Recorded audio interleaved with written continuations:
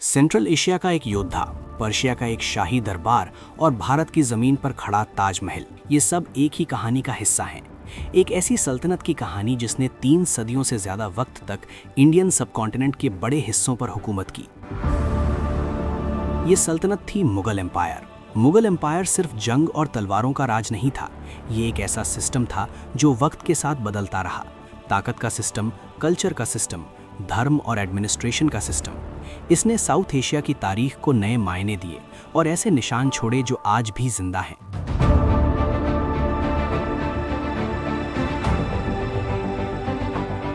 Sixteenth century के शुरुआती दौर में पानीपत के धूल भरे मैदानों से शुरू होकर 19वीं सेंचुरी के बीच तक, जब इंपीरियल रूल का सिंबॉलिक अंत हुआ, मुगल्स सिर्फ इमारतें ही नहीं छोड़ गए।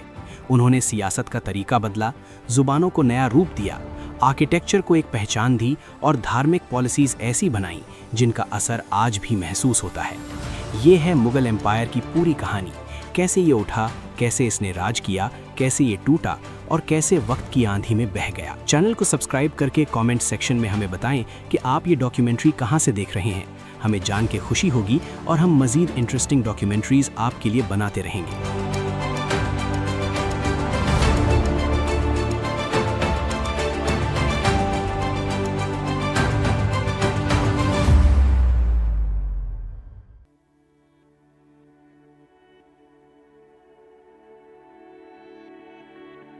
सेंट्रल एशिया के ऊंचे मैदानों में, जहां दूर तक फैली हुई स्टेप जमीन सख्त पहाड़ों से मिलती है, वहीं एक ऐसी नस्ल तैयार हो रही थी जो आगे चलकर बड़े फाते हासिल करने वाली थी।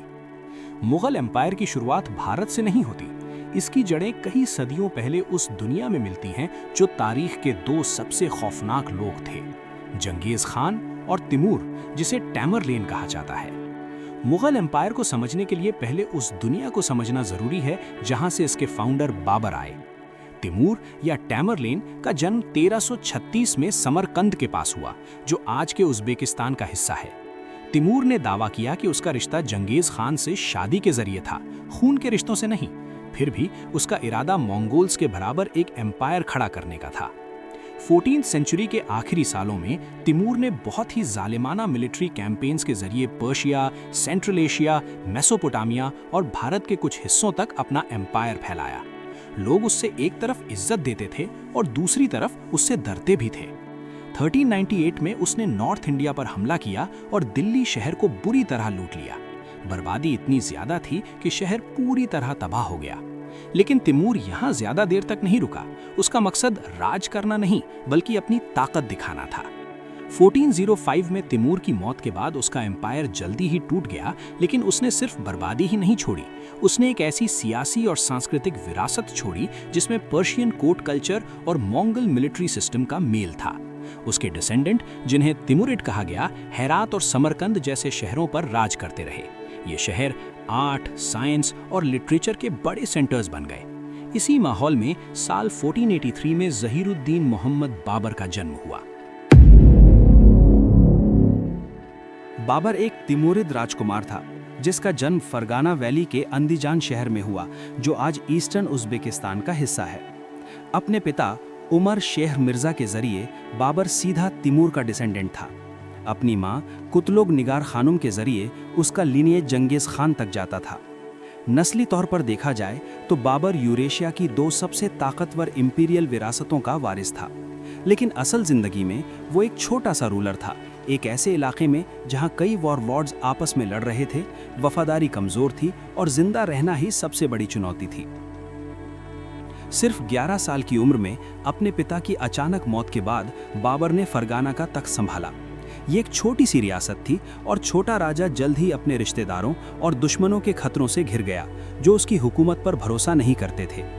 फिर भी बाबर का एक साफ मकसद था, अपने पूर्वज तिमूर के शहर समरकंद पर कब्जा करना। अगले कुछ सालों में उसने समरकंद को हासिल करने के लिए कई मिलिट्री कैंपेन्स चलाए। 15 साल की उम्र में वो कुछ वक्त के लिए शहर पर कब्जा करने में कामयाब हो गया, लेकिन उसे संभाल कर रख नहीं पाया। लोकल विरोध, बदलती हुई पॉलिटिक्स और रिसोर्सेज की कमी ने उसे पीछे हटने पर मजबूर कर दिया। उसने ना सिर्फ समरकंद खो दिया, बल्कि अपना घर फरगाना भी हाथ से निकल गया। कुछ वक्त के लिए बाबर एक ऐसा बादशाह बन गया जिसके पास कोई सल्तनत नहीं थी। इन शुरुआती नाकामियों ने बाबर की सोच को गहरा असर दिया। उसके पास सिर्फ रॉयल खून ही नहीं था, बल्कि बड़ा बनने का एक मजबूत यकीन भी था। लेकिन सेंट्रल एशिया की सियासी तस्वीर बदल चुकी थी। शैबानी खान के नीचे उज़्बेक कबाइलों की बढ़ती ताकत ने बाबर को और ज़्यादा साउथ की तरफ धकेल दिया। जब सेंट्रल एशिया में उसके सपने रुक गए तो उसने अपना ध्यान काबुल की तरफ मोड़ लिया, जो आज के अफगानिस्तान में है। 1504 में उसने काबुल पर कब्जा कर लिया और वहीं से अपनी नई ताकत की बुनियाद रखी। काबुल कोई बड़ा इंपीरियल सेंटर नहीं था, लेकिन इसने बाबर को एक मजबूत बेस दिया। यहीं से उसने अपनी हुकूमत को स्टेबल किया, अपनी फौज को दोबारा तैयार किया और पहाड़ों के पार नॉर्थ इंडिया के उपजाऊ मैदानों की तरफ देखना शुरू किया। 16वीं सेंचुरी के शुरुआती सालों में भारत की सियासी हालत काफी बिखरी हुई थी। दिल्ली सल्तनत, जो कभी नॉर्थ इंडिया के बड़े हिस्सों पर राज करता था, वक्त के साथ कमजोर पड़ चुका था। अफगान ओरिजिन्स की लोदी डायनेस्टी दिल्ली पर हुकूमत कर रही थी, लेकिन उनकी अथॉरिटी को बगावत पर उतरे गवर्नर्स और रीजनल पावर्स से लगातार चैलेंज मिल रहा था। डेक्कन प्लेटू में ताकतवर सल्तनतें मौजूद थीं। राजस्थान के ज्यादा हिस्सों पर राजपूत राज्य का कब्जा था। बंगाल, गुजरात और मालवा अलग अलग अमीर और आज़ाद सल्तनतें थीं। सीधी बात ये थी कि नॉर्थ इंडिया डिफरेंट पावर्स का एक मिक्स था, जहां कोई एक बड़ी ताकत हावी नहीं थी। बाबर को ये जमीन मौकों से भरी हुई नजर आई। भारत में बाबर की दिलचस्पी नई नहीं थी। उसके पूर्वज तैमूर ने 1 सदी से भी ज्यादा पहले यहाँ हमला किया था। बाबर खुद भी काबुल के दौर में पंजाब के इलाके पर एक छोटा सा हमला कर चुका था, लेकिन 1520 में जो बदलाव आया वो एक सीरियस दावत थी। पंजाब के गवर्नर दौलत खान लोदी ने कुछ और अलायंस के साथ मिलकर बाबर को दिल्ली के सुल्तान इब्राहिम लोदी के खिलाफ मदद के लिए बुलाया। बाबर ने इसे अपना मौका समझा। ये सिर्फ लूटपाट का बुलावा नहीं था, बल्कि उस इंपीरियल शान को वापस पाने का रास्ता था जिसे वो अपना जन्मसिद्ध हक मानता था। उसने एक बड़ी मिलिट्री कैंपेन की तैयारी शुरू कर दी। ये पल एक टर्निंग पॉइंट था। बाबर अब सिर्फ एक भटका हुआ तैमूरिद राजकुमार नहीं रहा जो समरकंद को वापस जीतने की कोशिश कर रहा हो। अब वो काबुल से हुकूमत करने वाला एक तजुर्बाकार मिलिट्री लीडर था जो एक नए इलाके में अपना दावा ठोकने के लिए तैयार था। अपने सेंट्रल एशियन पूर्वजों के मुकाबले कम रिसोर्सेज होने के बावजूद बाबर अपने माहौल को बेहतर समझने वाला लीडर था। उसने सोच समझकर कदम उठाए।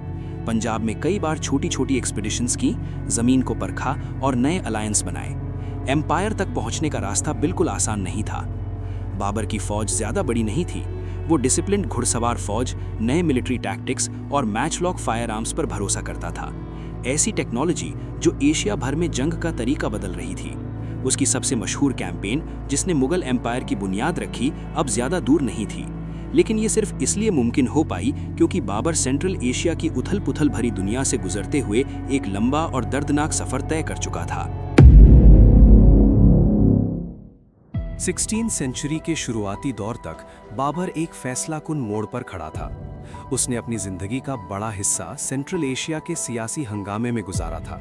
शहरों को संभालना, फौज इकट्ठी करना और तैमूरिद विरासत को बचाए रखना।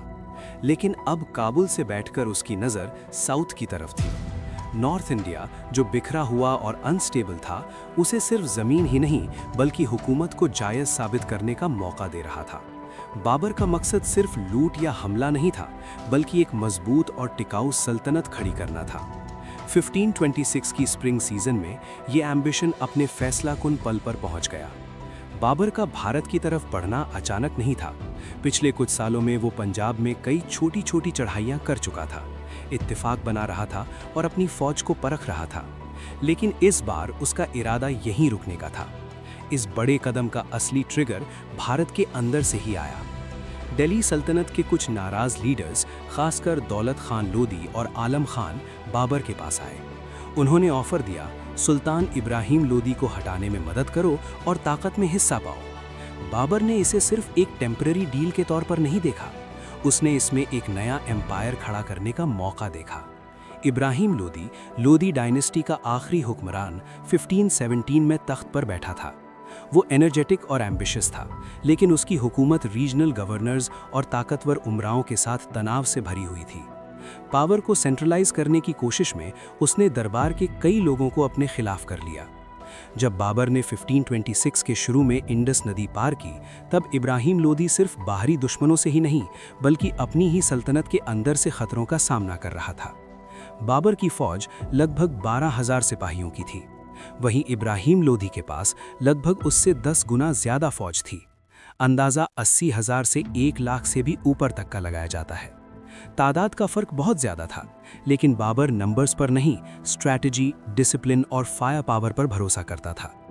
21 अप्रैल 1526 को दिल्ली से लगभग 90 किलोमीटर उत्तर पानीपत के मैदान में दोनों फौजें आमने सामने आईं। बाबर की फौज छोटी होने के बावजूद कई मामलों में आगे थी। वो अपने साथ ऑटोमन स्टाइल मैच लॉक मस्केट्स और फील्ड आर्टिलरी लाया था, जो उस वक्त भारतीय जंगों में नई टेक्नोलॉजी थी। उसने तुलुगमा नाम की एक स्ट्रैटेजी का इस्तेमाल किया, जिसमें फौज को अलग अलग कोऑर्डिनेटेड यूनिट्स में बांटकर दुश्मन को दोनों तरफ से घेर लिया जाता था। बाबर के कमांडर उस्ताद अली कुली आर्टिलरी संभाल रहे थे, जबकि मुस्तफ़ा रूमी कैनन्स की डिप्लॉयमेंट देख रहे थे। ये कैनन्स गाड़ियों से जुड़ी हुई थी, जो मिलकर एक तरह का मोबाइल फोर्ट्रेस बनाती थी, जिसे ऑटोमन रूमी फॉर्मेशन कहा जाता था। बाबर खुद पूरी लड़ाई को बहुत ही सोच समझकर डायरेक्ट कर रहा था। उसकी फौज ने ट्रेंचेस खोदी और गाड़ियों से डिफेंसिव दीवार बनाई। उसके पीछे आर्टिलरी खड़ी थी, जो आगे बढ़ती दुश्मन की कतरों पर आग बरसा रही थी। इतनी बड़ी तादाद के बावजूद इब्राहिम लोदी की फौज अच्छी तरह कोऑर्डिनेटेड नहीं थी। उनमें स्ट्रक्चर और मोबिलिटी की कमी थी। जो जंग के हाथी कभी भारतीय बैटलफील्ड पर खौफ की निशानी हुआ करते थे, कैनन फायर के सामने बेकार साबित हुए और बोझ बन गए। जैसे ही बाबर की फौज ने अपने फ्लैंकिंग मनूवर्स पूरे किए, लोदी की फौज में अफरा तफरी मच गई। इब्राहिम लोदी खुद बैटलफील्ड पर मारा गया। नतीजा बिल्कुल साफ था, दिल्ली सल्तनत टूट चुका था, दिल्ली का रास्ता खुल चुका था। बाबर दिल्ली में एक टेम्परेरी हमलावर के तौर पर नहीं, बल्कि एक नए हुक्मरान के रूप में दाखिल हुआ। पानीपत की इस जीत के साथ ही मुगल एम्पायर का जन्म हुआ। पानीपत की जीत के साथ ही मुगल एम्पायर का जन्म हुआ। बाबर ने अपनी यादों की किताब बाबरनामा में इस जंग का जो बयान दिया है, वो डिटेल में है, लेकिन बिना बढ़ा चढ़ाकर। वो अपनी पर्सनल रोल को ज्यादा हाईलाइट नहीं करता, बल्कि अपनी फौज की डिसिप्लिन और ऑर्गेनाइजेशन पर जोर देता है। ये साफ दिखाई देता है कि बाबर के लिए ये सिर्फ एक मिलिट्री जीत नहीं थी, ये उस सपने का पूरा होना था जो वो काफी अरसे से देखता आ रहा था। भारत में एक ऐसी सल्तनत खड़ी करना जो सेंट्रल एशिया की बेचैन और अनस्टेबल सियासत से आगे हो और तिमुरिद विरासत को आगे बढ़ाए। लेकिन जीत सिर्फ शुरुआत थी, असली इम्तिहान पावर को मजबूत करना था। पानीपत के सिर्फ कुछ ही हफ्तों बाद बाबर को एक नया खतरा सामना करना पड़ा। हारा हुआ लोदी डायनेस्टी के अफगान सरदार इब्राहिम लोदी के भाई महमूद लोदी के नेतृत्व में दोबारा इकट्ठा हो गए। इसी दौरान राजपूत कन्फेडरेसी, जिसका नेता मेवाड़ का राणा सांगा था, बाबर के आने को अपने इलाके में दखल समझने लगा। बाबर की पोजीशन बिल्कुल भी सिक्योर नहीं थी। वो एक साथ कई सियासी तूफानों के बीच खड़ा था। सबसे बड़ा और सीरियस चैलेंज राजपूतों की तरफ से आया। राणा सांगा एक बहुत ही ताकतवर योद्धा और स्ट्रैटेजी का मास्टर था। वो पहले से ही नॉर्थ इंडिया पर अपना दबदबा बनाना चाहता था। उसने कई राजपूत क्लैंस को एक साथ जोड़ लिया था और पहले कुछ झड़पों में इब्राहिम लोदी को हरा भी चुका था। लोदी डायनेस्टी के खत्म होने के बाद वो दिल्ली की ताकत का नेचुरल वारिस खुद को समझने लगा। लेकिन बाबर ने जो जीता था, उसे छोड़ने का उसका कोई इरादा नहीं था। 1527 की शुरू में दोनों तरफ जंग की तैयारी शुरू हो गई। राजपूत खतरे को समझते हुए बाबर ने अपनी पब्लिक स्ट्रैटेजी में एक बड़ा बदलाव किया। अब तक वो अपनी कैंपेन को सिर्फ डायनेस्टी और राजगद्दी के कॉन्टेक्स्ट में दिखाता आया था, लेकिन अब राजपूत चैलेंज के सामने उसने अपनी जंग को गज़वा यानी धार्मिक जंग के रूप में पेश किया। ये एक पॉलिटिकल मूव भी था, जिससे वो अपनी मिक्स्ड फौज, जिसमें ज्यादातर सेंट्रल एशियन मुस्लिम थे, को एक कॉमन मकसद के नीचे ला सके और उनकी वफादारी मजबूत कर सके। बाबर ये भी जानता था कि राजपूत अपनी हिंदू वॉरियर ट्रेडिशन के रक्षक माने जाते थे और उन्हें हराना उसकी अथॉरिटी को और ज्यादा मजबूत करेगा। मार्च 1527 में दोनों फौजें आगरा के वेस्ट में खानवा के मैदान पर आमने सामने आईं। राजपूत फौज बड़ी थी और पूरी तरह से लड़ने के लिए तैयार थी, लेकिन एक बार फिर बाबर की स्ट्रैटेजी और फायर पावर ने बाजी पलट दी। उसने ट्रेंचेस, मजबूत गन पोजीशंस और कैवलरी अटैक्स का इस्तेमाल करके राजपूत फॉर्मेशंस को तोड़ दिया। भयानक जंग के बाद राणा सांगा जख्मी हो गया और उसकी फौज को पीछे हटना पड़ा। खानवा की जीत ने नॉर्थ इंडिया में बाबर की हुकूमत को पक्का कर दिया। अगले 2 सालों में बाबर ने बहुत तेजी से अपनी पावर कंसोलिडेट की। 1529 में घाघरा की जंग में उसने ईस्टर्न इंडिया के अफगान ग्रुप्स को हरा दिया, जिससे लोदी लॉयलिस्ट्स की आखिरी बड़ी रेजिस्टेंस भी खत्म हो गई। उसने अपने वफादार सरदारों को ज़मीन बांटी, इंपॉर्टेंट शहरों में गैरिसन्स बनाए और एक गहरी तरह से बिखरे हुए इलाके में सिस्टम लाने की कोशिश की। फिर भी भारत के बादशाह के रूप में बाबर का दौर ज़्यादा लंबा नहीं रहा। पानीपत के सिर्फ 4 साल तक उसने दिल्ली और आगरा से हुकूमत की। दिसंबर 1530 में वो बीमार पड़ा और उसकी मौत हो गई। उस वक्त वो सिर्फ 47 साल का था। अपनी मौत से पहले उसने अपने बेटे हुमायूं को अपना वारिस घोषित किया। लेकिन हुमायूं को एक स्टेबल एम्पायर नहीं बल्कि एक नाजुक बुनियाद मिली। बहुत सारी ज़मीन अभी भी सेमी इंडिपेंडेंट सरदारों के पास थी और एम्पायर का भविष्य बिल्कुल भी पक्का नहीं था। फिर भी बाबर ने वो कर दिखाया जो उससे पहले कोई भी सेंट्रल एशियन योद्धा नहीं कर पाया था। पानीपत, खानवा और घाघरा की उसकी जीतों ने मुगल डायनेस्टी के लिए ज़मीनी और सियासी बुनियाद तैयार कर दी। जब 1530 के आखिरी दिनों में बाबर की मौत हुई, तब मुगल एम्पायर अभी बिल्कुल शुरुआती दौर में था।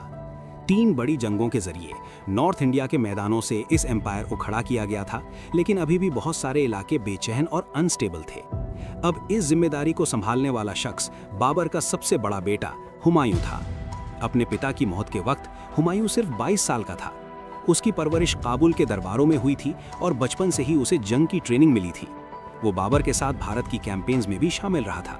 लेकिन एक एम्पायर के लिए लड़ना और एक एम्पायर को संभालना दोनों बिल्कुल अलग चीजें होती हैं। हुकूमत संभालते ही हुमायूं को इंटरनल डिवीजन, खोखली फाइनेंसेस और ताकतवर बाहरी खतरों का सामना करना पड़ा।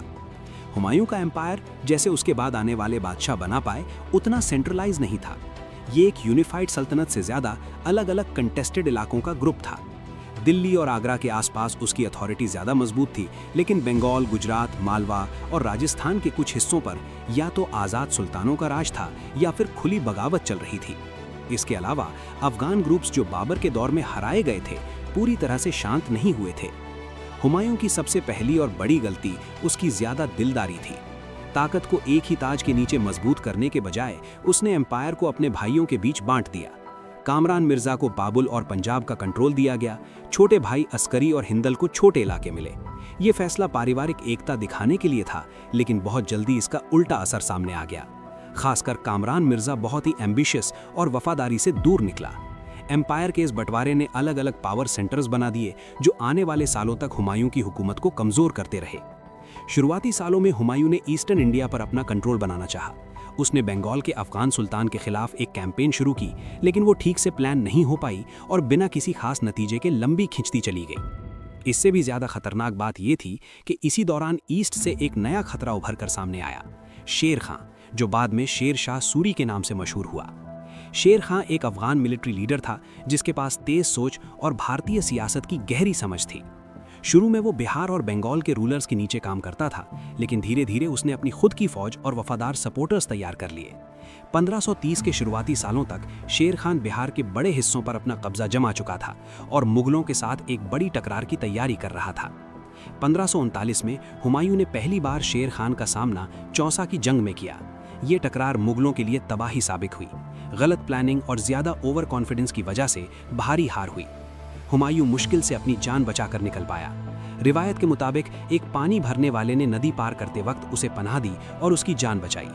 अब पूरी ताकत अपने हाथ में आने के बाद शेर खान ने खुद को सुल्तान घोषित कर लिया और शेर शाह सूरी का लक़ब अपनाया। हुमायूं की मुश्किलें यहीं खत्म नहीं हुई। अगले ही साल 1540 में उसका दोबारा सामना शेर शाह से कन्नौज की जंग में हुआ, जिसे बिलग्राम की जंग भी कहा जाता है। एक बार फिर मुगल फौज बुरी तरह से हरा दी गई।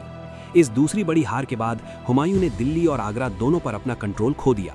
वो एम्पायर जिसे बाबर ने इतनी मेहनत से खड़ा किया था, अब हुमायूं के हाथों से फिसलते हुए निकल गया। शेर शाह सूरी ने इसके बाद सूरी एम्पायर की बुनियाद रखी, जो अगले लगभग 15 सालों तक नॉर्थ इंडिया के बड़े हिस्सों पर हुकूमत करता रहा। उस दौर में शेर शाह ने अपने आप को अपनी जनरेशन के सबसे काबिल रूलर्स में से एक साबित किया।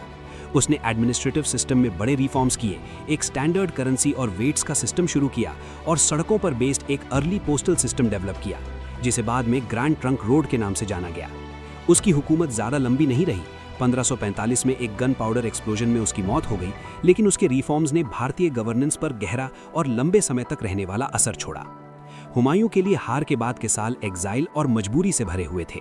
वो राजस्थान के रेगिस्तानों में भटकता रहा, कभी राजपूत रूलर से टेम्परेरी इत्तेफाक करता और अक्सर धोखा भी खाता रहा।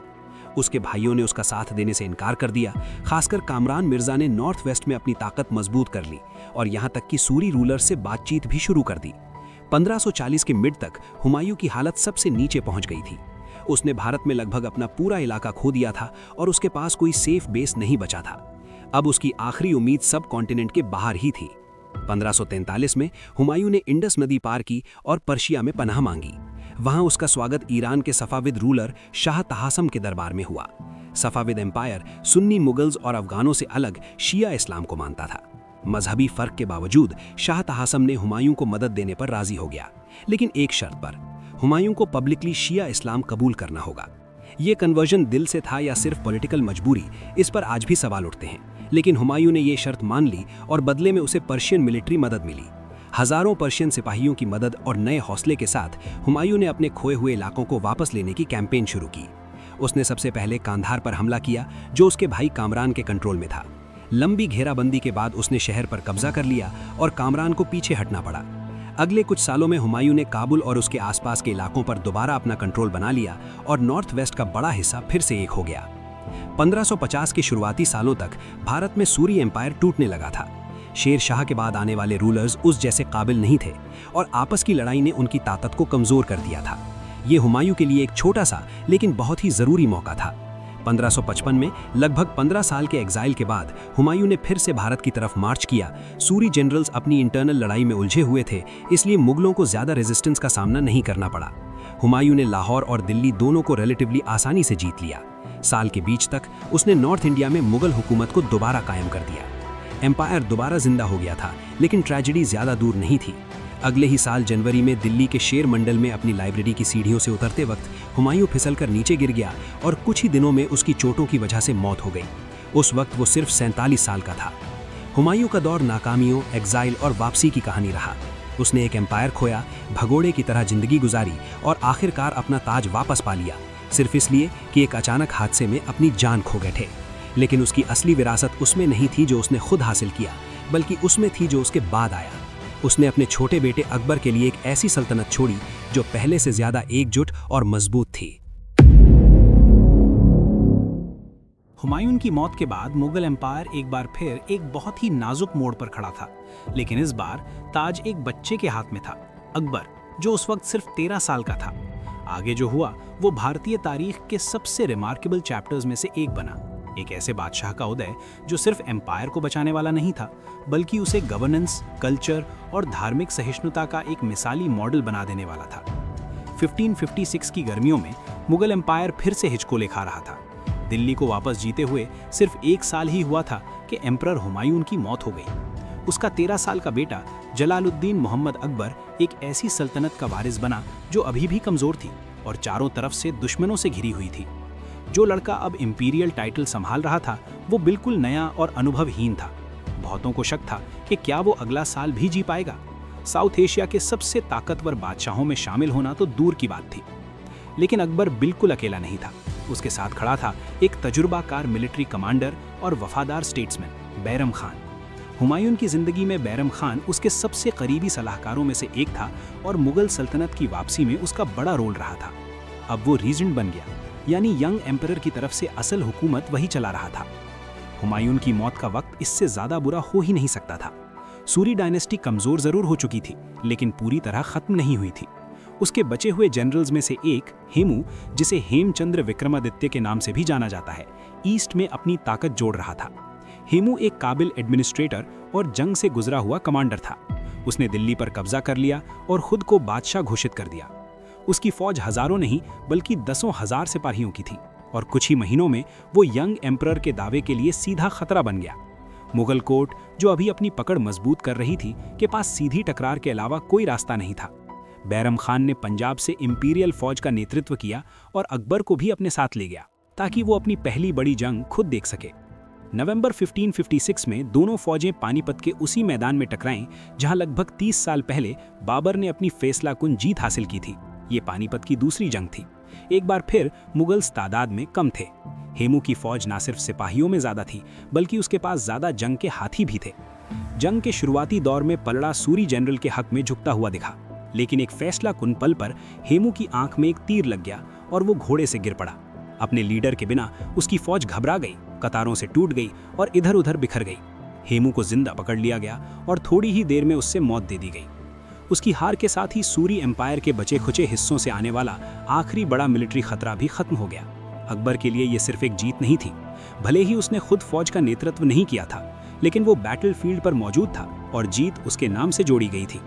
इससे भी अहम बात यह थी कि इस जीत ने दिल्ली और आगरा को सिक्योर कर दिया और मुगल्स को नॉर्थ इंडिया में अपनी पकड़ मजबूत करने के लिए एक बहुत ही ज़रूरी मौका दे दिया। यहीं से अकबर के दौर की असली कहानी शुरू होने वाली थी। आने वाले सालों में अकबर धीरे धीरे बादशाह के अपने रोल में ढलने लगा, जबकि बैरम खान अभी भी ज़्यादातर सरकारी कामों को संभाल रहा था। वक्त के साथ अकबर ने अपनी इंडिपेंडेंस ज़्यादा असर्ट करनी शुरू कर दी। दोनों के बीच रिश्ते तनाव भरे हो गए, खासकर इस वजह से कि बैरम खान कोर्ट अपॉइंटमेंट्स और मिलिट्री फैसलों पर बहुत सख्त कंट्रोल रखता था, जिसको लेकर तनकीद होने लगी। आखिरकार 1560 में अकबर ने फॉर्मली बैरम खान को पावर से हटा दिया। रीजेंट को मक्का की यात्रा पर जाने की इजाज़त दी गई, लेकिन रास्ते में उसकी हत्या कर दी गई। कहा जाता है कि ये उन लोगों ने की थी जिनके साथ उसके पुराने झगड़े थे। बैरम खान के जाने के बाद अकबर, जो अपनी लेट टीन्स में था, ने एम्पायर का पूरा कंट्रोल अपने हाथ में ले लिया। उसने बिना वक्त गवाए अपनी अथॉरिटी दिखानी शुरू कर दी और एक्सपेंशन और कंसोलिडेशन के लंबे प्रोसेस पर काम शुरू कर दिया। अकबर ये अच्छी तरह समझता था कि सिर्फ मिलिट्री ताकत से भारत पर राज नहीं किया जा सकता। सब कॉन्टिनेंट में कई तरह के लोग, अलग अलग जुबानें और धार्मिक परंपराएं मौजूद थी। इतनी डाइवर्स आबादी पर हुकूमत करने के लिए सिर्फ फौज नहीं बल्कि एलाइज की भी ज़रूरत थी। उसका अप्रोच जंग के साथ साथ डिप्लोमेसी, एडमिनिस्ट्रेटिव रिफॉर्म्स और सिंबॉलिक स्टेप्स का मिक्स था, जिनका मकसद सिर्फ सेंट्रल एशियन नोबल्स तक ही वफादारी सीमित रखना नहीं था, बल्कि उससे आगे जाकर सपोर्ट बनाना था। ये वही नोबल्स थे जिन्होंने उसके पिता और दादा का साथ दिया था। अकबर के शुरुआती और सबसे अहम कदमों में से एक था राजपूत राज्यों के साथ अलायंस। राजपूत, खासकर राजस्थान के रूलर्स, लंबे समय से बाहरी हुकूमत का विरोध करते आए थे और उनकी वॉरियर परंपरा बहुत स्ट्रांग थी। उन्हें पूरी तरह से तोड़ने की कोशिश करने के बजाय अकबर ने उन्हें अपनी इंपीरियल सिस्टम का हिस्सा बनाने का रास्ता चुना। उसने शादी के रिश्तों, जमीन के ग्रांट्स और कोर्ट में ऊंचे ओहदे देने की पेशकश की। बस शर्त ये थी कि वफादारी बनी रहे। कई राजपूत रूलर्स ने ये शर्तें मान लीं। उनके बेटे मुगल फौज के जनरल्स बने, उनकी बेटियां मुगल हरम में गईं, लेकिन कैदी या हॉस्टेज के रूप में नहीं, बल्कि पॉलिटिकल अलायंस की इज्जतदार पार्टनर्स के रूप में। ये अप्रोच प्रैक्टिकल भी थी और दूरअंदेश भी। राजपूतों में साथ अकबर ने न सिर्फ अंदरूनी रेजिस्टेंस कम की, बल्कि भारत के कुछ बेहतरीन योद्धा अपनी सल्तनत के वफादार सिपाही बना लिए। इसका एक मशहूर एग्जाम्पल था अंबेर का राजा मान सिंह, जो आगे चलकर अकबर के सबसे भरोसेमंद जनरल्स में से एक बना। लेकिन सभी राजपूत रूलर्स ने समर्पण नहीं किया। सबसे मशहूर विरोधी था मेवाड़ का महाराणा प्रताप। वो अपनी आज़ादी के लिए पूरी तरह कमिटेड था और मुगल अथॉरिटी के खिलाफ लगातार लड़ता रहा। 1576 की हल्दी घाटी की जंग में उसकी और अकबर की फौज के बीच सबसे मशहूर टकराव हुई। भले ही जंग में मुगल फौज ने जीत का दावा किया, लेकिन महाराणा प्रताप बचकर निकल गया और अपनी गुरिल्ला रेजिस्टेंस को अपनी मौत तक जारी रखा। आज भी वो भारतीय यादों में राजपूत वीरता और आज़ादी का प्रतीक माना जाता है। राजपूतों के साथ डील करते हुए अकबर ने एम्पायर को वेस्ट और ईस्ट दोनों दिशाओं में बढ़ाना शुरू किया। 1561 में उसने मालवा पर और 1572 में गुजरात पर चढ़ाई की। दोनों ही इलाके अमीर और स्ट्रेटेजिक के हिसाब से बहुत इंपॉर्टेंट थे। खासकर गुजरात की जीत ने मुगल्स को अरेबियन सी तक पहुंच दे दी और इस्लामिक दुनिया के साथ उनके व्यापारिक रिश्तों को और मजबूत किया। इन सभी कैंपेन्स के दौरान अकबर ने ये दिखाया कि वो जंग और बातचीत दोनों को एक साथ कैसे यूज करता था। वो अक्सर हारे हुए रूलर्स को कुछ लोकल पावर अपने पास रखने देता था। बस शर्त ये होती थी कि वो मुगल बादशाह की हुकूमत मान लें और लगान अदा करें। ये फ्लेक्सिबल सुज़ेरेनिटी सिस्टम एम्पायर को बिना लगातार बगावत के बढ़ने में मदद करता रहा। इसी दौरान अकबर ने उस एडमिनिस्ट्रेटिव सिस्टम को भी डेवलप करना शुरू कर दिया जो आगे चलकर उसकी हुकूमत की पहचान बना। उसे शेर शाह सूरी के दौर से कुछ सिस्टम्स विरासत में मिले थे, जैसे स्टैंडर्डाइज्ड लैंड रेवेन्यू असेसमेंट और सड़कों का मजबूत नेटवर्क। लेकिन अकबर ने इन्हें और आगे बढ़ाया। उसने डिटेल में ज़मीन की नाप तौल करवाई, टैक्स कलेक्शन को ज़्यादा प्रैक्टिकल और फेयर बनाया और लोकल ज़मींदारों की ताकत कम की जो किसानों का शोषण करते थे। अकबर ने धार्मिक सहिष्णुता की एक ऐसी पॉलिसी भी शुरू की जो उसके पूरे दौर की पहचान बन गई। खुद एक पक्के मुस्लिम होने के बावजूद उसने जिजिया टैक्स खत्म कर दिया जो नॉन मुस्लिम्स पर लगाया जाता था और अलग अलग धर्मों के विद्वानों को अपने दरबार में बहस के लिए बुलाया। ये फैसले सिर्फ नैतिक नहीं थे बल्कि पॉलिटिकल भी थे, ताकि पूरे एम्पायर को धार्मिक बाउंड्रीज के पार जोड़कर रखा जा सके। 1560s की आखिरी सालों तक अकबर ने मुगल एम्पायर को पूरी तरह से बदल दिया था। उसने आखिरी बड़े बाहरी खतरों को हरा दिया, दरबार का स्ट्रक्चर नया बनाया, एम्पायर को और फैलाया और भारत में बादशाह होने का मतलब ही नया डिफाइन कर दिया। साथ ही अकबर ने एम्पायर की कल्चरल पहचान को भी नया रूप देना शुरू किया। उसके दरबार ने आर्ट, लिटरेचर और आर्किटेक्चर को सपोर्ट किया, जिसमें पर्शियन, सेंट्रल एशियन और भारतीय स्टाइल्स का जबरदस्त मेल था। ये फ्यूजन आगे चलकर मुगल एस्थेटिक्स की पहचान बना, चाहे वो मिनिएचर पेंटिंग्स हो या फिर भव्य इमारतें। अकबर का दरबार सिर्फ एक पॉलिटिकल सेंटर नहीं, बल्कि एक कल्चरल रोशनी का मरकज बन गया। आगरा और फतेहपुर सीकरी जैसे शहरों में हिस्टोरियंस, पोएट्स, आर्टिस्ट्स और थिंकर्स इकट्ठा होने लगे। कल्चर और गवर्नेंस के इस फूलने फलने ने उस बुनियाद को तैयार किया जिसे बाद में लोग मुगल एम्पायर का गोल्डन एज कहने लगे। लेकिन अकबर की कहानी अभी शुरू ही हुई थी। उसके हुकूमत के अगले दौर में और भी बड़े बदलाव आने वाले थे, सिर्फ गवर्नेंस में ही नहीं, बल्कि धार्मिक सोच, कल्चरल पॉलिसीज और इंपीरियल आर्किटेक्चर में भी। 1570s के शुरुआती सालों तक अकबर सिर्फ एक जीतने वाला जवान बादशाह ही नहीं रहा था। मिलिट्री कामयाबियों और स्मार्ट अलायंसेस के जरिए उसने अपनी जगह पक्की कर ली थी। लेकिन मुगल एम्पायर की स्टेबिलिटी सिर्फ फतूहात पर डिपेंड नहीं करती थी। अब अकबर ने एक और ज्यादा बड़ा और गहरा गोल अपनाया, हुकूमत के स्ट्रक्चर को नया रूप देना, बादशाह की रोल को रीडिफाइन करना और धर्म, स्टेट और कल्चर के बीच के रिश्तों को फिर से सोचना। अकबर की सोच के बीच में सेंट्रलाइजेशन का आइडिया था। मुगल सल्तनत भले ही बहुत फैल चुकी थी, लेकिन कई जगहों पर अभी भी बिखरी हुई थी। प्रोविंसेस में लोकल रूलर्स, जमींदार्स और विरासती एलिट्स के पास असली ताकत थी। अकबर जानता था कि सिर्फ पर्सनल वफादारी पर इतने बड़े और डाइवर्स एम्पायर को नहीं चलाया जा सकता, जहां अलग अलग जुबानें, कल्चर्स और धर्म मौजूद थे। उसे एक ऐसे सिस्टम की जरूरत थी जो सिर्फ एक पीढ़ी के लिए नहीं, बल्कि लंबे समय तक काम करे। उसके पहले बड़े रिफॉर्म्स में से एक एडमिनिस्ट्रेटिव था। अकबर ने मनसबदारी सिस्टम इंट्रोड्यूस किया। मनसब का मतलब होता है रैंक या पोजीशन। इस सिस्टम में हर ऑफिशियल, चाहे वो मिलिट्री का हो या सिविल, को एक नंबर दिया जाता था जो उसकी हैसियत दिखाता था। ये रैंक सिर्फ सैलरी डिसाइड नहीं करती थी, बल्कि ये भी बताती थी कि उस ऑफिशियल को इंपीरियल सर्विस के लिए कितने सैनिक रखने होंगे।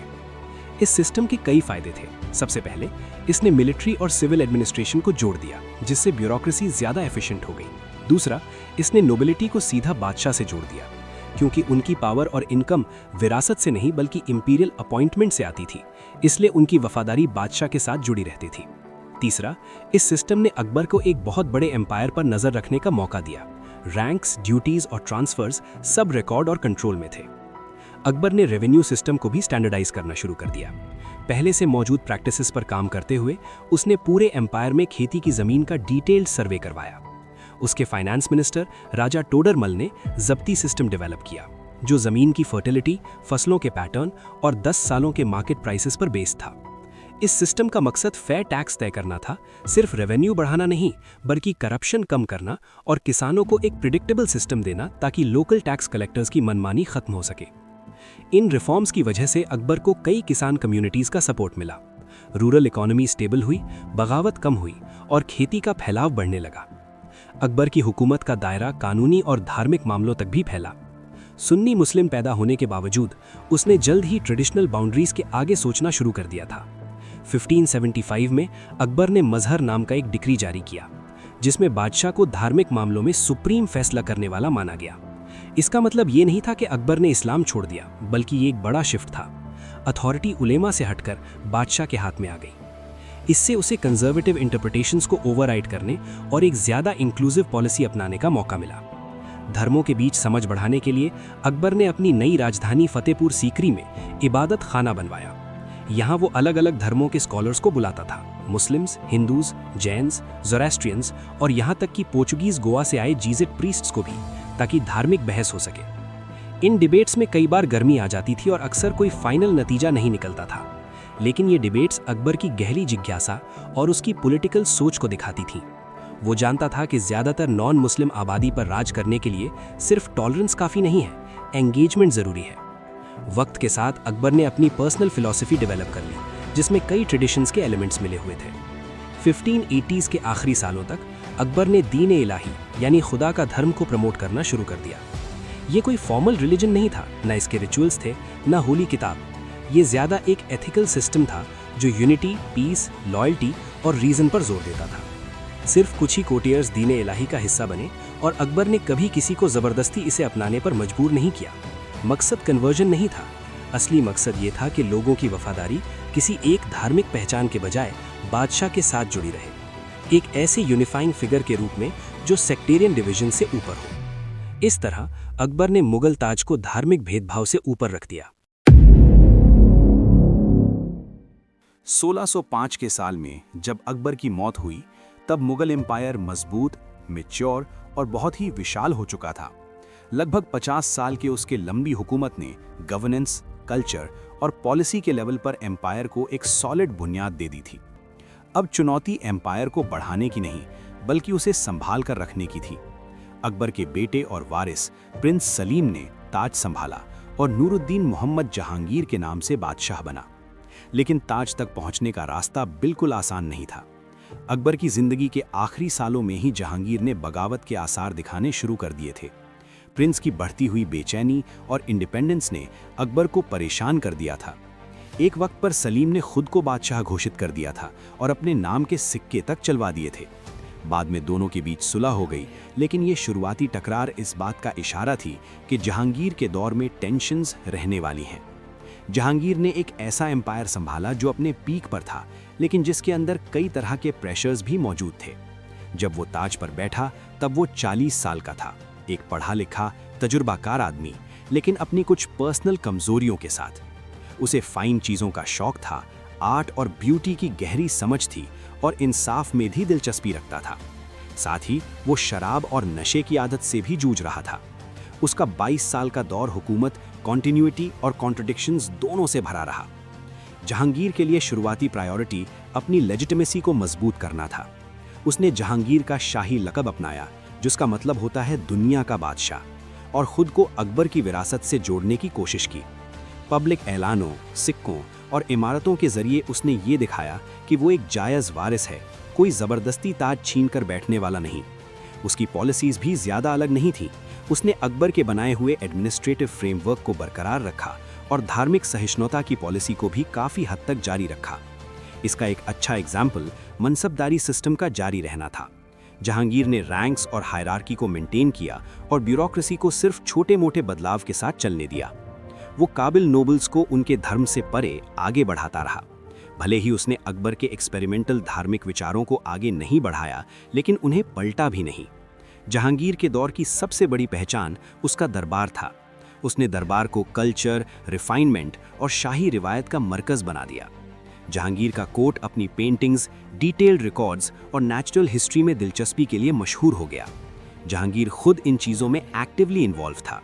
उसने अपनी पर्सनल डायरी तो उसके जहांगीरी लिखी, जिसमें उसने घटनाओं, फैसलों, सपनों और पेड़ पौधों और जानवरों तक के ऑब्जर्वेशंस दर्ज किए। उस दौर के बहुत कम बादशाहों ने अपनी जिंदगी का इतना डिटेल्ड रिकॉर्ड छोड़ा। जहांगीर के वक्त मुगल पेंटिंग ने नई ऊंचाइयों को छुआ। अकबर के दौर में शुरू हुई ट्रेडिशन को आगे बढ़ाते हुए कोर्ट आर्टिस्ट्स ने ज़्यादा नेचुरल और इंडिविजुअल स्टाइल डेवलप किया। पोर्ट्रेट पेंटिंग को खास अहमियत मिली, जो जहांगीर की डिटेल्ड लाइकनेसेस को दिखाता है। परिंदों, जानवरों और पौधों की तस्वीरें भी बहुत ही एक्यूरेसी के साथ बनाई गईं। ये सिर्फ खूबसूरती के लिए आर्ट नहीं था, बल्कि दुनिया को समझने और डॉक्यूमेंट करने की एक इंपीरियल सोच का हिस्सा था।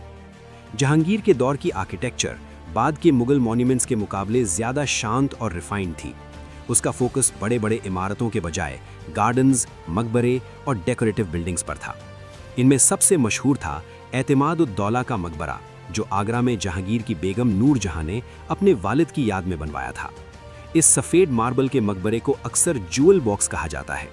डिज़ाइन और डेकोरेशन के मामले में इसे ताजमहल का पहले का रूप माना जाता है। 1628 के साल में जब शाहजहां मुगल ताज पर बैठा, तब एम्पायर एक बिल्कुल नए दौर में दाखिल हो चुका था। वो ना तो कोई हिचकिचाता हुआ रूलर था और ना ही मजबूरी में ताज संभालने वाला वारिस। वो एक तजुर्बाकार शहजादा था, जिसे एडमिनिस्ट्रेशन और जंग दोनों की ट्रेनिंग मिली थी और जो बादशाहत की सिंबॉलिक ताकत को अच्छी तरह समझता था। शुरू से ही शाहजहां ने अथॉरिटी, डिसिप्लिन और शान और शौकत का एक मजबूत इमेज पेश करने की कोशिश की। प्रिंस खुर्रम के नाम से पैदा हुआ शाहजहां जहांगीर के सबसे काबिल बेटों में से एक था। अपने पिता के दौर में उसने डेक्कन और बगावत पर उतरे उमराओं के खिलाफ कई सक्सेसफुल मिलिट्री कैंपेन्स लीड किए थे। इन जीतों ने उसे इज्जत दिलाई और फौज की वफादारी हासिल हुई। जहांगीर की मौत के बाद खुर्रम ने तेजी से अपने राइवल्स को हटाकर ताज सिक्योर कर लिया। ये एक ऐसा पैटर्न था जो मुगल सक्सेशन में आगे चलकर आम होता चला गया। शाहजहां के दौर में मुगल एम्पायर ने आर्किटेक्चर के मामले में अपनी सबसे बड़ी ऊंचाई हासिल की। उसका दौर ज़्यादातर ज़मीन जीतने के लिए नहीं, बल्कि उन शानदार इमारतों के लिए याद किया जाता है जिन्होंने मुगल पहचान को हमेशा के लिए डिफाइन कर दिया। आर्किटेक्चर शाहजहां के लिए सिर्फ बिल्डिंग नहीं थी, बल्कि ताकत, स्टेबिलिटी और खुदा की रहमत को पत्थर और मार्बल में दिखाने का जरिया थी। इन सभी प्रोजेक्ट्स में सबसे मशहूर था ताजमहल। आगरा में अपनी बेगम मुमताज़ महल के लिए बनवाया गया ये मकबरा, जो 1631 में बच्चे के जन्म के दौरान गुजर गई थी, सिर्फ एक पर्सनल यादगार नहीं था। ये इंपीरियल एम्बिशन और आर्टिस्टिक परफेक्शन का एक ऐलान था।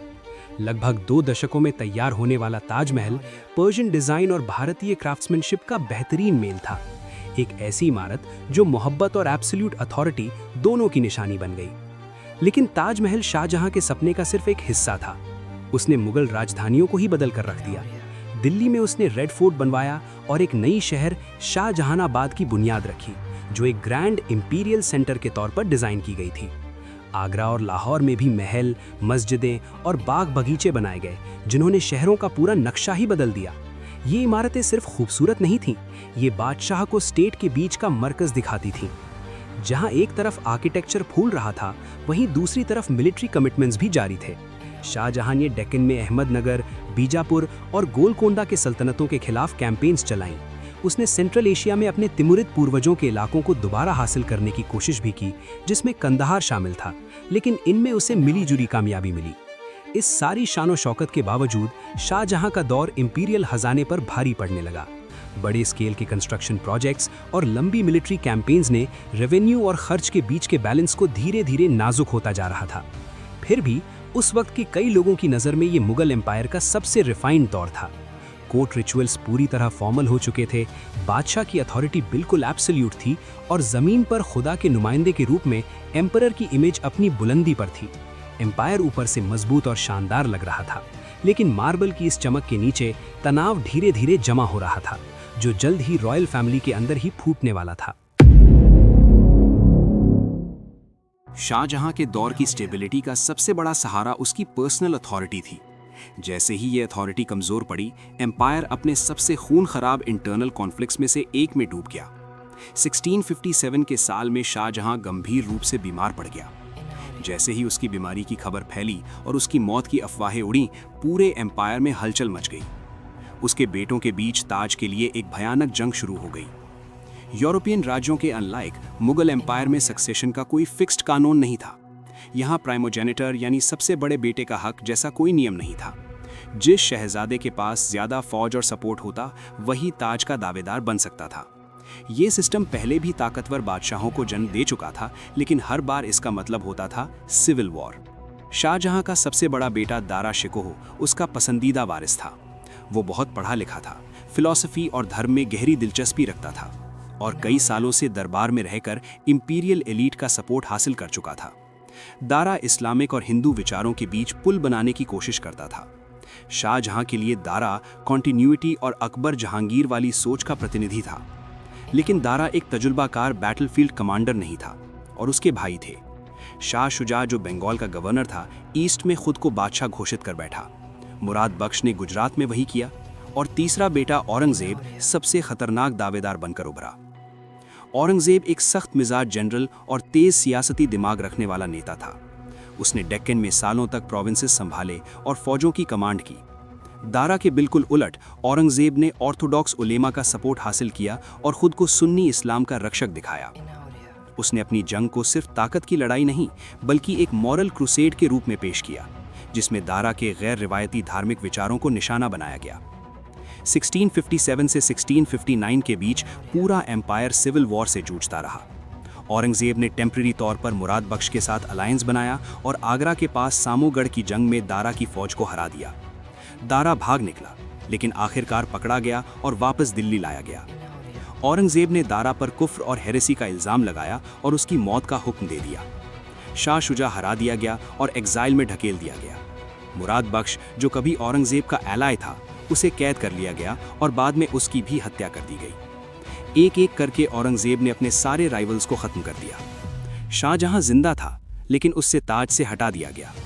औरंगजेब ने अपने पिता को आगरा फोर्ट में नजरबंद कर दिया, जहां उसने अपनी जिंदगी के आखिरी साल हाउस अरेस्ट में गुजारे। कहा जाता है कि वो अपनी खिड़की से ताजमहल को देख सकता था। 1658 में औरंगजेब ने खुद को बादशाह घोषित किया और आलमगीर यानी दुनिया का फतह करने वाला का लक़ब अपनाया। सक्सेशन की ये जंग खत्म हो चुकी थी, लेकिन इसकी कीमत बहुत भारी थी।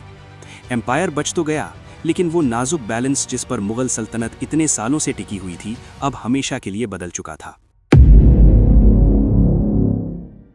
1659 के साल में जब औरंगजेब सक्सेशन की जंग जीत कर उभरा, तो वो सिर्फ नाम का बादशाह नहीं था, वो एक ऐसे एम्पायर का एब्सोल्यूट मालिक बन चुका था जो जंग, स्ट्रैटेजी और सख्त इरादे से बना था।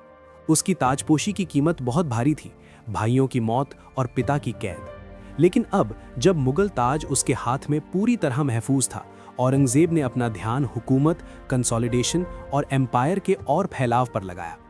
औरंगजेब का दौर मुगल तारीख का सबसे लंबा दौर बना, लगभग 4 दशकों से ज़्यादा का। इस दौरान एम्पायर अपनी सबसे बड़ी भौगोलिक सीमा तक फैल गया, लगभग पूरे भारतीय सबकॉन्टिनेंट पर मुगल हुकूमत कायम हो गई। लेकिन इसी के साथ उसके दौर ने इंपीरियल पॉलिसी और माहौल में एक बड़ा बदलाव भी लाया। अब जोर था धार्मिक सख्ती, ज़्यादा सेंट्रल कंट्रोल और स्ट्रिक्ट एडमिनिस्ट्रेशन पर। औरंगजेब ने आलमगीर का लक़ब अपनाया, जिसका मतलब होता है दुनिया का फतह करने वाला। अपने पिता शाहजहां के उलट, जो आर्किटेक्चर का बड़ा सरपरस्त था, और अपने दादा जहांगीर के उलट, जो शाही नज़ाकत और रिफाइनमेंट के लिए मशहूर था, औरंगजेब ने अपनी इमेज एक सादगी भरे, धार्मिक और डिसिप्लिन से भरे बादशाह की बनाई। वो सीधी जिंदगी जीता था, शाही दिखावे से दूर रहता था और पर्सनल इबादत पर जोर देता था। औरंगजेब के दौर की सबसे पहचान बनने वाली बात उसकी धार्मिक पॉलिसी थी। वो एक पक्का सुन्नी मुस्लिम था और उसने इस्लामिक कानून को हुकूमत का बुनियादी उसूल बनाया। उसने नॉन मुस्लिम्स पर जिजिया टैक्स दोबारा लगा दिया, जो अकबर के दौर में ख़त्म कर दिया गया था। इस फैसले की हर तरफ तनकीद हुई और कई हिंदू कम्युनिटीज़ उससे दूर हो गई। औरंगजेब ने नए हिंदू मंदिरों के निर्माण पर पाबंदी लगाई और कुछ मौजूद मंदिरों को तोड़ने के हुक्म भी दिए, खासकर उन इलाकों में जहां बगावत होती रही थी। भले ही हिंदू नोबल्स अभी भी मुगल एडमिनिस्ट्रेशन में काम कर रहे थे, लेकिन पहले जैसी धार्मिक सहिष्णुता और खुला माहौल अब काफ़ी कम हो चुका था। इसके बावजूद औरंगजेब एक प्रैक्टिकल और ज़मीनी रूलर भी था। वो मिलिट्री ताकत और एडमिनिस्ट्रेटिव एफिशिएंसी की अहमियत को अच्छी तरह समझता था। जल्द ही उसका फोकस साउथ की तरफ मुड़ गया, डेक्कन की तरफ, जहां बीजापुर और गोलकोंडा जैसे ताकतवर सल्तनतें लंबे वक्त से मुगल कंट्रोल का विरोध करती आ रही थीं। 1660 के शुरुआती सालों से ही औरंगजेब ने डेक्कन में लंबी और थकान भरी मिलिट्री कैंपेन शुरू कर दी। सालों की जंग और घेराबंदियों के बाद 1686 में बीजापुर गिर गया और उसके कुछ ही वक्त बाद गोलकोंडा पर भी मुगल कब्जा हो गया। इन जीतों से एम्पायर को बहुत ज़्यादा दौलत मिली, खासकर गोलकोंडा की हीरे की खानों से, लेकिन इसकी कीमत भी बहुत ज़्यादा थी। मुश्किल ज़मीन पर बड़ी बड़ी फौजों को संभालना खजाने को खाली करता चला गया और सप्लाई लाइंस पर ज़बरदस्त दबाव पड़ा।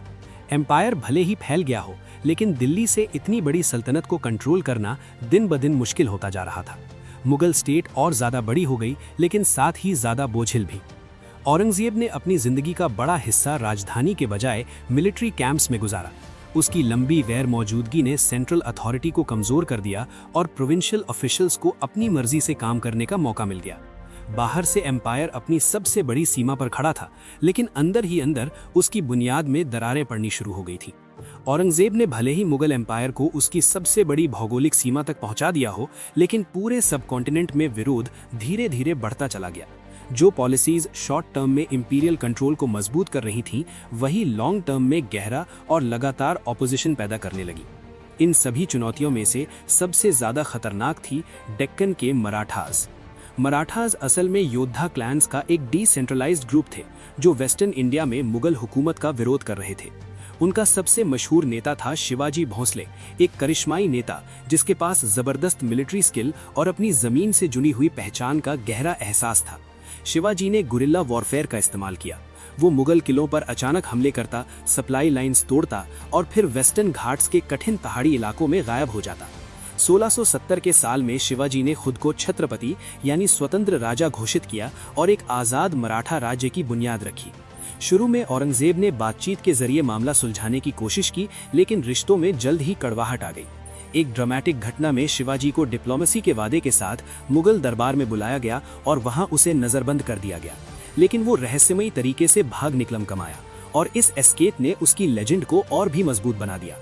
कई बार मिलिट्री कैंपेन्स चलाने के बावजूद मुगल एम्पायर मराठास को पूरी तरह से कभी दबा नहीं पाया।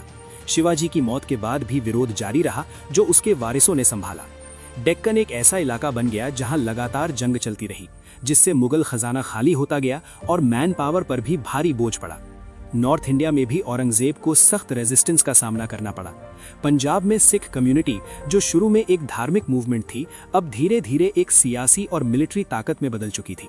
मुगल अथॉरिटी के साथ उनकी टकरार बढ़ने लगी। 1675 में गुरु तेग बहादुर की फांसी ने एक टर्निंग पॉइंट क्रिएट किया, जिसके बाद सिखों ने अपनी रक्षा के लिए हथियार उठाने का रास्ता अपना लिया। गुरु गोबिंद सिंह के नेतृत्व में सिख कम्युनिटी ने एक ज्यादा मिलिटेंट पहचान अपनाई। 1699 में उसने खालसा की स्थापना की, एक ऐसी ब्रदरहुड जो धार्मिक आज़ादी की रक्षा और अत्याचार के विरोध के लिए समर्पित थी। इस बदलाव ने मुगल स्टेट के लिए एक नई और लंबे समय तक रहने वाली चुनौती खड़ी कर दी। राजपूट्स, जो कभी मुगल ताज के सबसे भरोसेमंद एलाइज हुआ करते थे, वो भी धीरे धीरे निराश होने लगे। औरंगजेब का राजपूत सक्सेशन डिस्प्यूट्स में दखल देना और राजपूत इलाकों में मुस्लिम गवर्नर्स अपॉइंट करना बगावत का कारण बना। मारवाड़ और मेवाड़ जैसे रीजन्स में राजपूत रेजिस्टेंस फैल गया और अकबर के दौर में बनी हुई अलायंस को परमानेंट नुकसान पहुंचा। ये सभी बगावतें अलग अलग घटनाएं नहीं थीं, ये एक बड़े असंतोष का हिस्सा थी, जो औरंगजेब की पॉलिसीज, ज्यादा टैक्स का बोझ और लगातार जंग से पैदा हुआ था। बादशाह भले ही थकता नहीं था, लेकिन जीते गए इलाके अक्सर टेम्परेरी साबित होते थे। जमीन बार बार हाथ बदलती रही और कंट्रोल बनाए रखने की कीमत दिन ब दिन अनसस्टेनेबल होती जा रही थी। 17वीं सदी के आखिरी दौर तक मुगल एम्पायर बहुत विशाल तो था, लेकिन अंदर से काफी कमजोर हो चुका था। रीजनल पहचान, धार्मिक स्वतंत्रता और सियासी एम्बिशंस पर बेस्ड मूवमेंट्स ने इंपीरियल अथॉरिटी को अंदर ही अंदर खोखला करना शुरू कर दिया था। एम्पायर अभी खड़ा था, लेकिन उस पर पड़ा हुआ तनाव बिल्कुल साफ दिख रहा था। 1680 के शुरुआती दौर तक मुगल एम्पायर अपनी सीमाओं के बिल्कुल आखिरी किनारे तक फैल चुका था। औरंगजेब के नीचे ये लगभग पूरे भारतीय सबकॉन्टिनेंट पर फैल गया था, उत्तर में कश्मीर से लेकर डेक्कन के दक्षिणी समुद्री किनारों तक। लेकिन ये बेमिसाल फैलाव एक बहुत भारी कीमत के साथ आया। एम्पायर साइज में तो बड़ा हो गया था, लेकिन यूनिटी में नहीं। औरंगजेब, जो अब एक बुजुर्ग बादशाह बन चुका था, फिर भी डेक्कन में चल रही मिलिट्री कैंपेन्स को खुद कमांड करता रहा।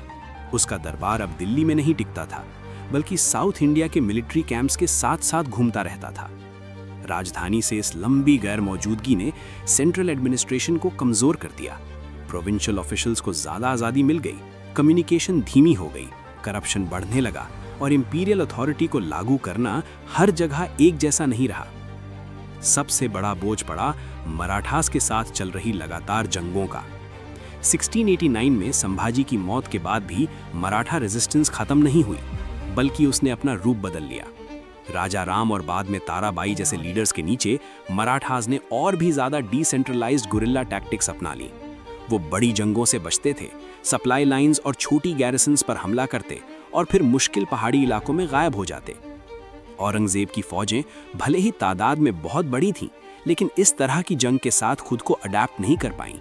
जीते गए किले टेम्पररी साबित होते थे, जगह जगह बार बार कंट्रोल बदलता रहा और लगातार जंग का खर्च इंपीरियल खजाने को खाली करता चला गया। कई इलाकों में लैंड रेवेन्यू घटने लगा, कभी खेती बर्बाद होने की वजह से, कभी बगावत और अशांति की वजह से। एम्पायर की रीढ़ की हड्डी धीरे धीरे कमजोर होने लगी। नॉर्थ इंडिया में सिख रेजिस्टेंस और तेज होती चली गई। गुरु तेग बहादुर की शहादत और सिख कम्युनिटीज पर लगातार दबाव ने गुरु गोबिंद सिंह के नीचे उन्हें और ज्यादा मिलिटेंट बना दिया। पंजाब में चल रही बार बार की मिलिट्री कैंपेन्स ने और रिसोर्सेज खर्च करवा दिए, लेकिन कोई परमानेंट स्टेबिलिटी नहीं ला पाई। राजपूत अलायंस, जो कभी मुगल हुकूमत की बुनियाद का एक मजबूत पिलर थी, अब हमेशा के लिए टूट चुकी थी। मारवाड़ और मेवाड़ में हुई बगावतों ने औरंगजेब को दूसरे फ्रंट से भी फौज हटाकर यहाँ भेजने पर मजबूर कर दिया। इससे एम्पायर की कैपेसिटी और ज़्यादा स्ट्रेच हो गई। जैसे जैसे साल गुजरते गए, औरंगजेब और ज़्यादा तन्हा होता चला गया। उसकी ज़िंदगी के आखिरी दौर के खत दिखाते हैं एक ऐसे रूलर को जो जंग से थक चुका था और एम्पायर की कमज़ोरी को महसूस कर रहा था। उसने अपने सभी पूर्वजों से ज़्यादा ज़मीन जीती, लेकिन उसे ये भी एहसास था कि कंट्रोल धीरे धीरे उसके हाथों से फिसलता जा रहा है। 1707 में लगभग 50 साल तक हुकूमत करने के बाद औरंगजेब की मौत अहमदनगर के पास हुई। अपनी सादगी भरी सोच के मुताबिक उसने एक बिल्कुल सिंपल दफन की ख्वाहिश जाहिर की। उसकी मौत के साथ ही मुगल एम्पायर का सेंट्रलाइज्ड अथॉरिटी वाला आखिरी दौर ख़त्म हो गया। एम्पायर भले ही ज़मीन के मामले में बहुत बड़ा था, लेकिन वो थका हुआ, बिखरा हुआ और बहुत ही कमज़ोर हो चुका था। औरंगजेब का दौर मुगल एम्पायर को उसकी सबसे बड़ी भौगोलिक बुलंदी तक ले गया, लेकिन इसी पल से उस डिक्लाइन का सफ़र भी शुरू हो गया जहां से वापसी मुमकिन नहीं थी। आने वाला वक्त नया उठान नहीं, बल्कि टूट फूट और फ्रैगमेंटेशन लेकर आने वाला था। 1707 के साल में औरंगजेब की मौत के साथ एक दौर का अंत हो गया, लेकिन इससे स्टेबिलिटी वापस नहीं आई, बल्कि मुगल एम्पायर में पीढ़ियों से चलती आ रही राजगद्दी की लड़ाई का सिलसिला फिर से शुरू हो गया। औरंगजेब जैसे ताकतवर बादशाहों के उलट वो अपने बाद कोई ऐसा वारिस छोड़कर नहीं गया जो सबकी वफादारी हासिल कर सके। इसका नतीजा ये हुआ कि सेंट्रल अथॉरिटी तेजी से कमजोर पड़ने लगी। औरंगजेब के जिंदा बेटों में से 3 ताज के दावेदार बनकर उभरे।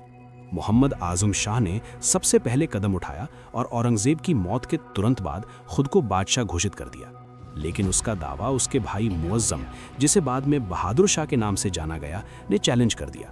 दोनों की फौजें जजाऊ के पास आमने सामने आईं। इस जंग में बहादुर शाह जीत गया, जबकि आजम शाह अपने बेटों के साथ मारा गया। 1707 के आखिर में बहादुर शाह ताज पर बैठा। उसने कोशिश की कि अलग अलग फैक्शंस को साथ लाया जाए और औरंगजेब के कुछ सख्त फैसलों को नरम किया जाए, लेकिन तब तक नुकसान काफ़ी गहरा हो चुका था। प्रोविंशियल गवर्नर्स अपनी आज़ादी के आदी हो चुके थे, फौज थक चुकी थी और ख़जाना लगातार जंगों से कमज़ोर पड़ गया था। बहादुर शाह सिर्फ कुछ ही साल हुकूमत कर पाया और एम्पायर को टूटने से नहीं बचा सका। 1712 में उसकी मौत के बाद मुगल दरबार पूरी तरह से अफरा तफरी का शिकार हो गया। एक के बाद एक बादशाह आए और गए, लेकिन ताकत के बल पर नहीं, बल्कि साजिशों के जरिए। कुछ ताकतवर उमरा, जिन्हें किंग मेकर्स कहा जाता है, सियासत पर हावी हो गए। इनमें सबसे ज़्यादा असर रखने वाले थे सैयद ब्रदर्स, जो अपनी मर्जी से बादशाहों को ताज पर बिठाते और उतार देते रहे। दिल्ली का ताज अब फैक्शंस के हाथ में एक इनाम बनकर रह गया।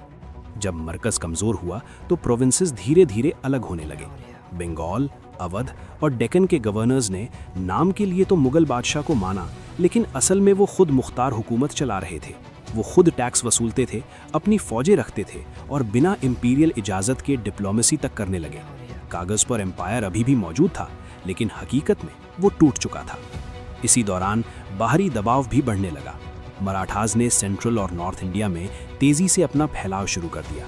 मुगल इलाकों से लगान वसूलना और उनकी फौजों को हराना आम बात हो गई। पंजाब में सिख ताकत मजबूत होती चली गई और नॉर्थ वेस्ट में अफगान सरदार अपना दबदबा बनाने लगे। दिल्ली का बादशाह इन सब का जवाब देने के लिए ना तो मिलिट्री ताकत रखता था और न ही पॉलिटिकल हिम्मत।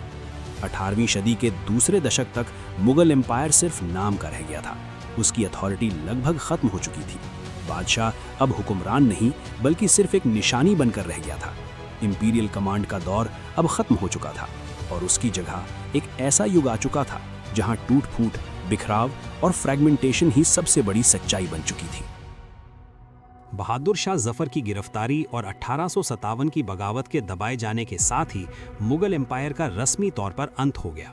जो कहानी 3 सदियों से ज्यादा पहले बाबर की पानीपत की जीत से शुरू हुई थी, वो किसी नई फतूहात के साथ नहीं, बल्कि एग्जाइल, हार और खामोशी के साथ खत्म हुई। दिल्ली का ताज खत्म कर दिया गया, रेड फोर्ट को मिलिट्री छावनी में बदल दिया गया और आखिरी मुगल बादशाह अपनी जमीन से दूर एक अनजान कब्रिस्तान में दफन हो गया, बिना किसी निशान के। लेकिन मुगल कहानी डायनेस्टी के खत्म होने के साथ गायब नहीं हुई। ये एम्पायर सिर्फ टूटे हुए महल और भूली बिसरी उपाधियों का वारिस नहीं छोड़कर गया। इसने एक ऐसी तहजीब छोड़ी जो मुख्तलिफ कल्चर्स, जुबानों और यकीनों के बीच संवाद से बनी थी। आज भी दिल्ली, आगरा, लाहौर और हैदराबाद के आसमान में उठते गुंबद और मीनार शहरों की पहचान बनाए हुए हैं। ताजमहल आज भी खड़ा है, सिर्फ मोहब्बत की निशानी के तौर पर नहीं, बल्कि शाही एम्बिशन, कला और यादों की याद दिलाने के लिए। मुगल विरासत जुबान में भी जिंदा है। उर्दू, जो पर्शियन, टर्किश, अरबिक और भारतीय बोलियों के मिलने से पैदा हुई, आज भी साउथ एशिया में जज्बात, शायरी और पहचान को जिंदा रखे हुए हैं। वो नज़मों में जीती है, रोज़मर्रा की बातों में बस जाती है और लाखों लोगों के शेयर्ड कल्चरल स्पेस का हिस्सा है। ये विरासत खाने में भी जिंदा है। धीमी आंच पर पकने वाली बिरयानी, कबाब्स और केसर की खुशबू वाले वो पकवान जिनकी जड़ें शाही रसोइयों तक जाती हैं। हुकूमत और एडमिनिस्ट्रेशन के मामले में भी मुगल असर उनके गिरने के बाद तक बना रहा। अकबर और उसके बाद के बादशाहों के दौर में सुधारे गए सिस्टम्स ने बाद में ब्रिटिश हुकूमत के तरीकों को भी शेप किया। सेंट्रलाइज्ड ब्यूरोक्रेसी, लैंड रेवेन्यू का अंदाज़ा लगाना और रिकॉर्ड्स रखने जैसे कॉन्सेप्ट्स एम्पायर के ख़त्म होने के बाद भी जिंदा रहे। यहाँ तक कि कॉलोनियल रूल भी उस मुगल फ्रेमवर्क से पूरी तरह अलग नहीं हो पाया जिसकी जगह उसने ली थी। मुगल एम्पायर की कहानी कभी भी सिर्फ उठान और गिरावट की सीधी लाइन नहीं रही। ये एक लेयर्ड कहानी थी जिसमें जंग भी थी और समझौता भी, सहिष्णुता भी थी और सख्ती भी, नए विचार भी थे और पुरानी परंपराएं भी। इसमें दूरअंदेश रूलर्स भी दिए और सख्त सोच वाले हुक्मरान भी। इसने एक विशाल और विविध जमीन को जोड़ा और वक्त के साथ अपनी ही कामयाबी के बोझ तले टूट भी गया। आज भी मुगल साउथ एशिया की पहचान में घुले मिले हुए हैं। उनके मॉन्यूमेंट्स देखे जाती हैं, उनकी शायरी पढ़ी जाती है, उनका खाना बांटा जाता है और उनकी हिस्ट्री पर बहस होती है। वो सिर्फ बादशाह के रूप में याद नहीं किए जाते, बल्कि एक ऐसी कल्चरल दुनिया के निर्माता के तौर पर देखे जाते हैं जो आज भी सांस ले रही है।